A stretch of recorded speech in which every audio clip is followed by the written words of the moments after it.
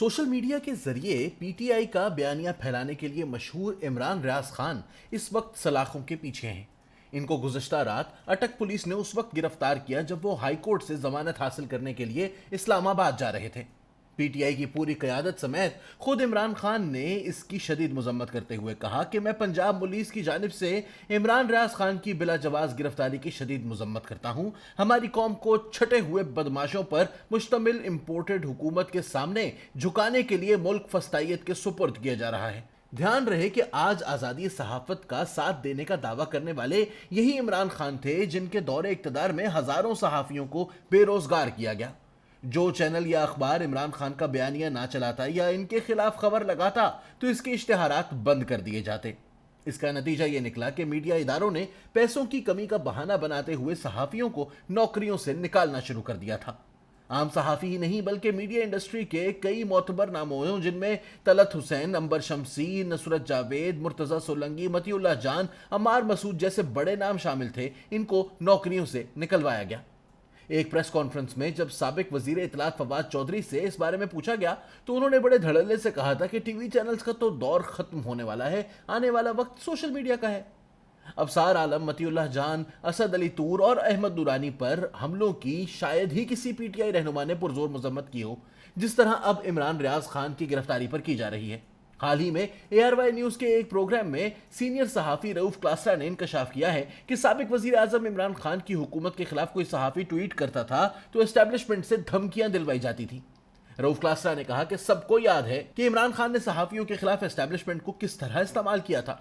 इनकी social media team तमाम सहाफ़ियों के ट्वीट्स को मॉनिटर करती थी, यहां तक कि फला फला ट्वीट हमारी हुकूमत के खिलाफ क्यों किया गया है यह भी पूछा जाता था।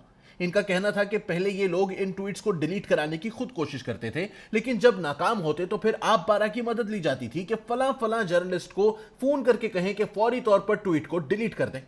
इन्होंने इंकशाफ किया कि बड़े बड़े सहाफ़ियों को फोन करके धमकियां दी जाती थी क्योंकि खान साहब चाहते थे कि इन ट्वीट्स को हटाया जाए। टीवी शोज और कॉलम तो एक तरफ, इमरान खान के दौर में कोई सहाफ़ी पीटीआई हुकूमत के खिलाफ खुलकर ट्वीट नहीं कर सकता था। रऊफ क्लासरा ने कहा कि इमरान खान हमेशा मगरिब की मिसालें देते हैं, लेकिन क्या कभी ऐसा हो सकता है कि बरतानवी वजीर आजम अपनी एजेंसीज को कहे कि इनके खिलाफ ट्वीट को हटवाया जाए? एक अच्छे वजीर आजम को तो कभी मीडिया और अदलिया पर हाथ नहीं डालना चाहिए, इन दोनों ही ने बाद में इनके काम आना होता है। दूसरी जानिब इमरान रियाज खान जैसों को पीटीआई हुकूमत ने फ्री हैंड दिया रखा।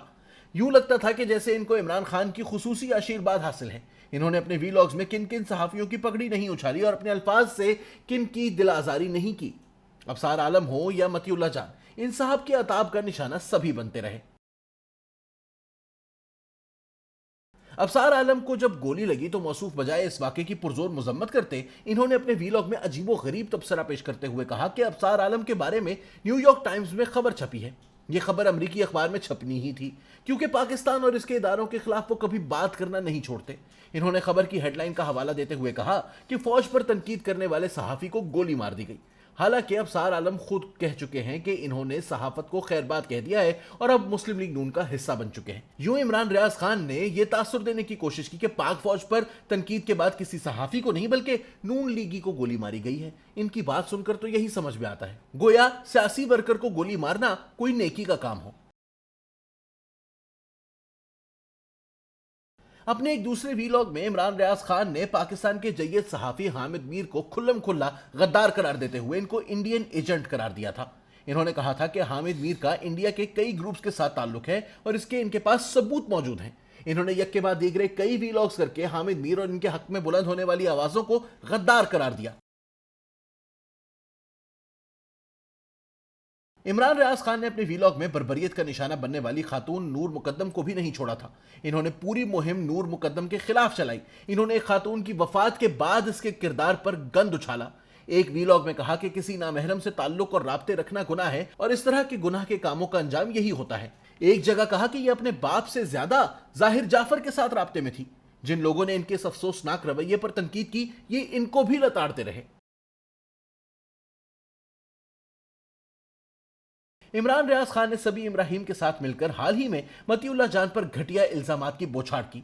इस्लामाबाद हाई कोर्ट में पेशी के लिए आने वाले इमरान रियाज खान और समी इब्राहिम से मतीउल्लाह जान ने समाअत के हवाले से सवालात किए तो दोनों आपे से बाहर हो गए और गलीज और नाजेबा इल्जामात आयद किए। عمران ریاض نے کہا کہ متی اللہ جان بتائیں انہیں ملٹری اکیڈمی سے کیوں نکالا گیا؟ فوجی بیرک میں کسی نے زیادتی کا نشانہ بنایا تھا؟ سمیع ابراہیم نے بےہودہ الفاظ کا استعمال کرتے ہوئے متی اللہ جان کی جانب اشارہ کرتے ہوئے کہا کہ میں نے ایک پیارے بچے کی تصویر دیکھی ہے، وہ بچپن میں بہت خوبصورت تھے۔ عمران ریاض خان نے لقمہ دیا کہ کاش ہم بھی ان سے بچپن میں ملے ہوتے۔ صحافی متی اللہ جان نے عمران ریاض خان اور سمیع ابراہیم کی بےہودہ گفتگو پر کہا تھا کہ اگر ان دونوں افراد کے پاس کوئی ثبوت ہیں تو وہ ٹی وی چینل پر آئیں اور اپنے یہ الفاظ دہرائیں۔ صحافی اور اینکر پرسن ناجیہ اشر نے بھی عمران ریاض کی گرفتاری پر ٹویٹ کرتے ہوئے لکھا کہ آزادی اظہار ہر شہری کا بنیادی حق ہے، لیکن جھوٹے اور بے بنیاد الزامات نہیں۔ عمران ریاض خان نے مجھ پر ملک دشمنی کے گھٹیا اور بےہودہ الزامات لگائے جس نے مجھے اور میری فیملی کو کئی مہینے ذہنی کرب میں مبتلا رکھا۔ اس کے باوجود میں ان کی غیر قانونی گرفتاری کی مذمت کرتی ہوں۔ ناجیہ اشر کو جواب دیتے ہوئے انسانی حقوق کی کارکن جلیلہ حیدر نے لکھا کہ مجھے نہیں معلوم تھا کہ آپ بھی اس کے عطاب کا شکار رہیں۔ مجھ پر اور گلالئی اسماعیل پر اس نے پورا پروگرام کیا اور مجھ پر نہ صرف غداری کے الزامات لگائے بلکہ کوئلے کی کان میں شہید ہونے والوں پر بھی بہت ہی بری زبان استعمال کی، جس کی وجہ سے ملکی سطح پر مرنے والوں کے خلاف مہم چلی۔ آج عمران خان ان میں سے کسی بات کے لیے نہیں، فوج پر تنقید کے لیے گرفتار کیے گئے ہیں۔ وائے افسوس، عمران ریاض خان اور ریاست پاکستان ایک ہی ذہنیت کے حامل دکھائی دیتے ہیں۔ ریاست کو چاہیے کہ اگر وہ واقعی اس قسم کی صحافت کے خلاف ہے تو لوگوں کو نفرت انگیز مہم چلانے اور جھوٹی خبریں پھیلانے سے روکے، خود پر تنقید سے نہیں۔ البتہ ریاست کے خلاف بھی جھوٹ پر مبنی مہم کی اجازت کسی کو نہیں دی جا سکتی۔